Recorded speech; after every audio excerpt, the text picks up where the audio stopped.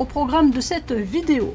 On va commencer avec le stockage de données dans l'ADN, on passera ensuite à un hydrogel qui joue à Pong, puis on enchaînera avec une étude qui montre comment sont stockés nos souvenirs, et enfin on terminera avec un moteur à hydrogène qui va rendre tous les autres moteurs obsolètes.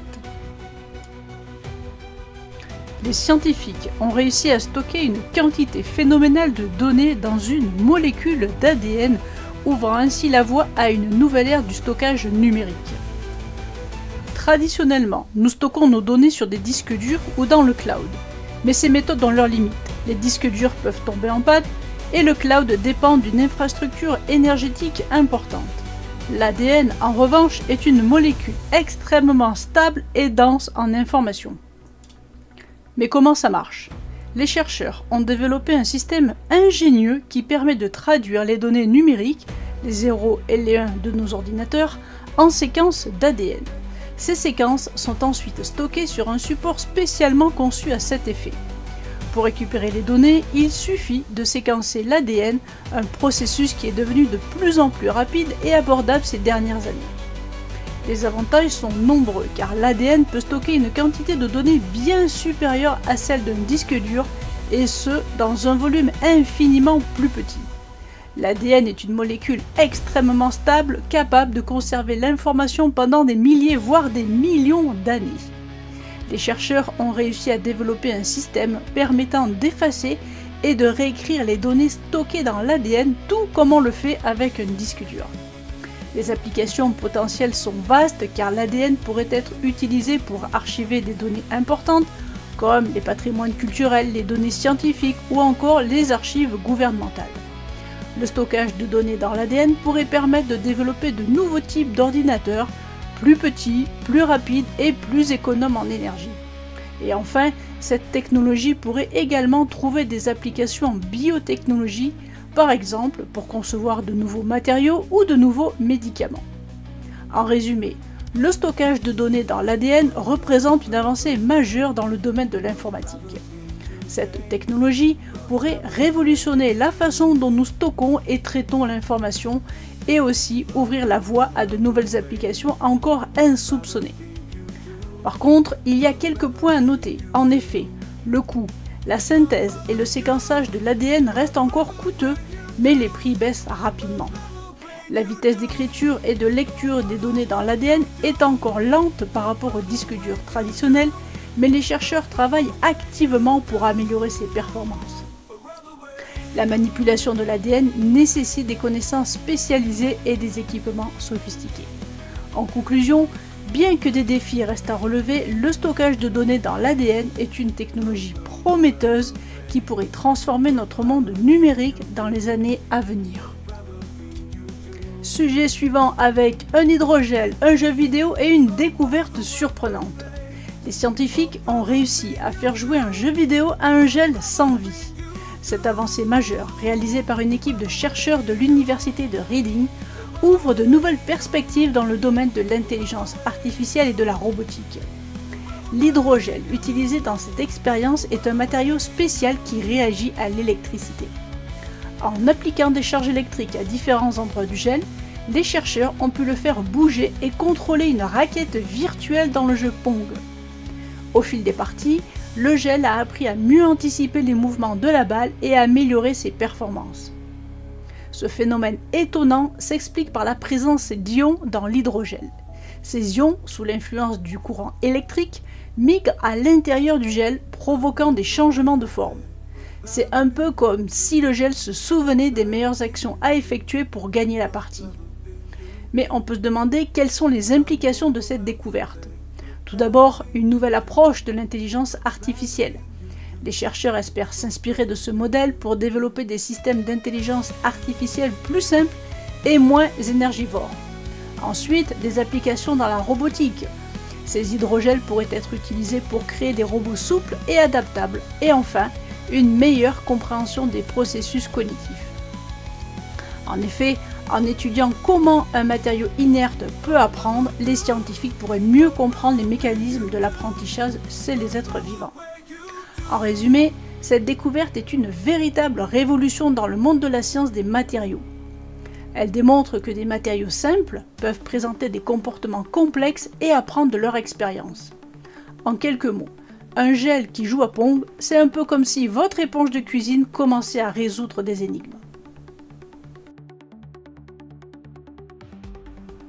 Pour le troisième sujet, nous allons voir votre cerveau qui est en fait un coffre-fort à 3 clés pour vos souvenirs. Vous êtes-vous déjà demandé comment vos souvenirs se formaient et pourquoi certains s'effaçaient tandis que d'autres restaient gravés dans votre mémoire? Les scientifiques viennent de percer un pan de ce mystère fascinant. Contrairement à ce qu'on pensait, votre cerveau ne stocke pas vos souvenirs comme on range un livre dans une bibliothèque. Il crée en réalité 3 copies distinctes de chaque événement marquant, un peu comme si vous aviez 3 photos d'un même paysage, chacune prise sous un angle différent. Mais comment ça marche? Ces 3 copies sont stockées dans différentes zones de l'hippocampe, une région clé de notre cerveau impliquée dans la mémoire. La première copie est comme un brouillon, elle est fragile et peut facilement être modifiée. La deuxième copie est plus stable et sert de référence. C'est elle qui vous permet de reconnaître une situation ou une personne. La troisième copie est très détaillée au départ mais s'estompe avec le temps. Elle est plus sensible aux nouvelles informations et permet à nos souvenirs d'évoluer. Cette organisation en 3 copies offre plusieurs avantages. La flexibilité. Grâce à la troisième copie, nos souvenirs peuvent s'adapter à de nouvelles expériences. La fiabilité. Les 2 premières copies assurent la conservation des informations essentielles. Et enfin, la protection. Si une copie est endommagée, les autres peuvent prendre le relais. On peut se demander quelles sont les applications pratiques de cette découverte. Elle offre des perspectives passionnantes pour le traitement des traumatismes. En ciblant la troisième copie des souvenirs traumatiques, il pourrait être possible d'atténuer leur impact. Ensuite, la lutte contre la démence. En renforçant la première copie des souvenirs, on pourrait ralentir la perte de mémoire. Et enfin, le développement de nouvelles thérapies. Cette compréhension plus fine de la mémoire pourrait mener à de nouveaux traitements pour de nombreux troubles cognitifs. En résumé, notre cerveau est une machine incroyablement complexe qui stocke nos souvenirs de manière très organisée. En comprenant mieux comment ces mécanismes fonctionnent, nous pouvons développer de nouvelles stratégies pour améliorer notre mémoire, traiter les troubles cognitifs et mieux comprendre ce qui fait de nous qui nous sommes. Et pour terminer avec le 4e sujet, je vais vous parler d'une révolution silencieuse, le moteur à hydrogène H2 Starfire. Vous connaissez les moteurs thermiques qui équipent nos voitures, bruyants, polluants et énergivores.